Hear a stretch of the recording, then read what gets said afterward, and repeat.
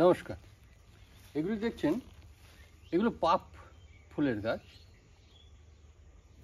পাপ বলতে ওই পাউডার পাপ হয় না, সেরকম শুং শুং শুং শুং হয়। আপনারা হয়তো অনেকেই দেখেছেন এই ফুলটা, বেশ বড় বড় ফুল হয়। এই গাছটা একটা জিনিস দেখুন, ভালো করে লক্ষ্য করুন, প্রচুর রুট নিচের দিকে বেরিয়ে গেছে, মানে শেকড় প্রচুর এর আসছে।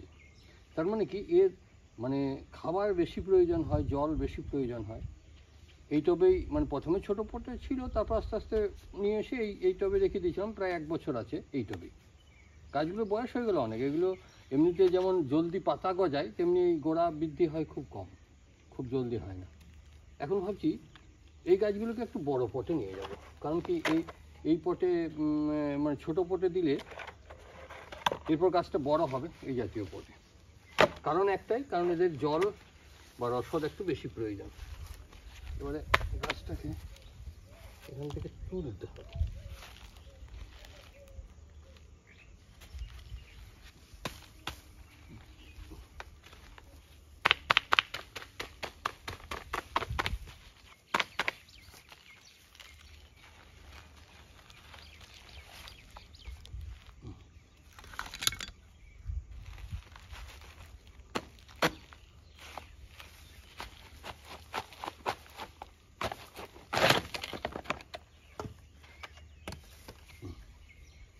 এই মাটিটা খুব একটা ভাঙবো না, কারণ এমনিতেই দেখুন পাতাগুলো জড়ো হয়ে যাচ্ছে, মানে একটু জখম হয়েছে। তাই অল্প এখানে এই ঘাসের মুড়োগুলো রয়েছে, এইগুলো তুলে দেওয়ার মতন ওপরটা একটু ঝেড়ে দিচ্ছি। আর গোড়াটাকে একটু বার করে নেব, কারণ এর সৌন্দর্য কিন্তু এই গোড়াটাই। তাই গোড়ার সৌন্দর্যটাকে আপনাকে রাখতেই হবে।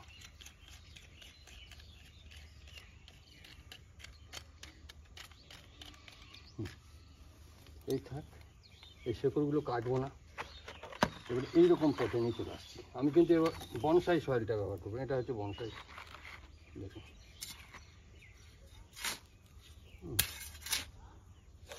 বনসাই সয়েল হচ্ছে ওয়েল ড্রেনেজ সয়েল। আমি বারবার বলেছি কীভাবে করতে হয়, আমার ভিডিও আছে।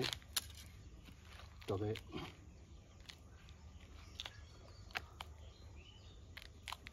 এক কথায়, এই সয়েলটা ব্যবহার করলে জল সহজে নিকাশ হয়ে যাবে, বেরিয়ে যাবে।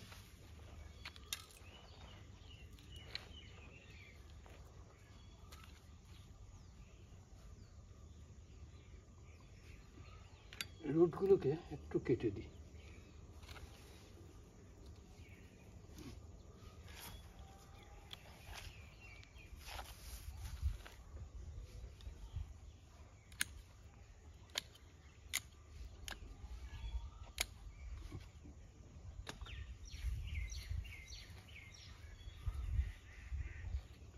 আপাতত একটু মিডিল করে বসানো ঠিকই আছে।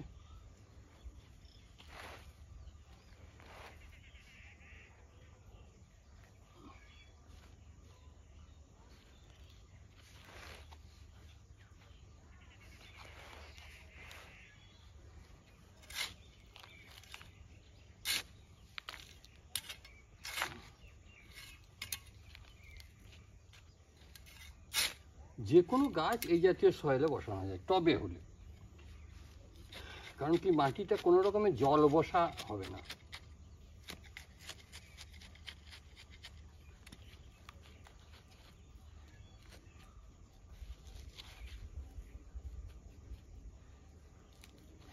বর্ষাকালে যদি দেখা যায় যে জল অনেক সময় ঠিকমতো টানছে না, তাহলে কি করবেন, মানে ফুল না হলেও একটু মাটিটা বেশি দিয়ে দেবেন। আবার বর্ষার শেষে মাটিটা তুলে দেবেন। কারণ কি, যখন জলের বেশি প্রয়োজন হবে, তখন আবার যদি জায়গা না থাকে, তাহলে কম জলের জন্য গাছটা মারা যাবে।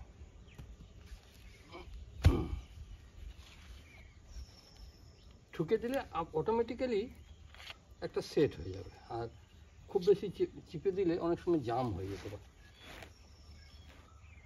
এবারে গাছটাকে ছাঁটতে হবে, একই পদ্ধতিতে ওটাও লাগাবো। এই গাছটাকে এবার একটু ছোট করে ছেঁটে দিতে হবে। তাছাড়া বনসাই করতে গেলে পরবর্তীকালে সাইজ টাইজ ঠিক করব, কিন্তু এখন খুব বড় করে রাখবো না ভাবছি।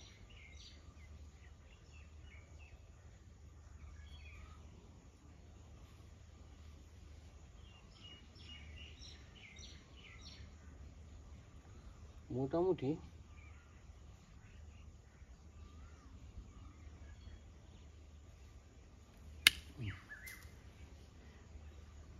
কিংবা এই মোটা তারটা কেটেই দিচ্ছি।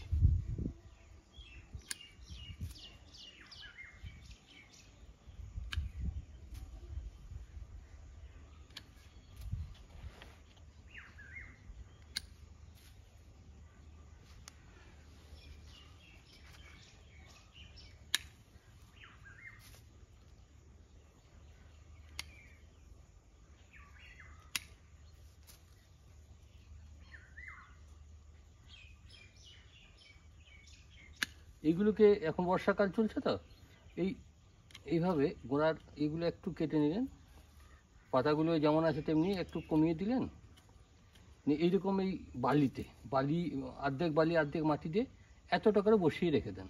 গাছগুলো সব না হলেও অনেক 50% গাছ লেগে যাবে।